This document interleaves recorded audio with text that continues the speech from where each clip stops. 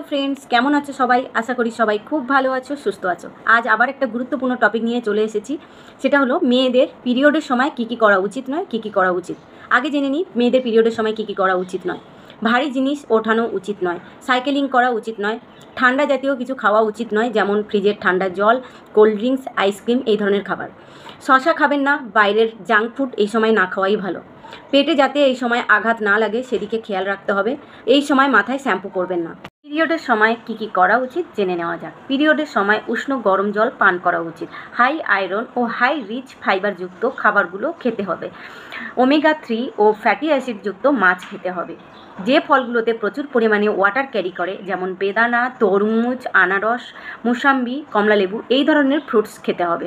বাদাম ও খেজুর খেতে হবে। ডার্ক চকলেট খেতে হবে ও ইন্টিমেট জায়গাতে পরিষ্কার রাখতে হবে। 4 থেকে 6 ঘন্টা পর পর প্যাড চেঞ্জ করা উচিত।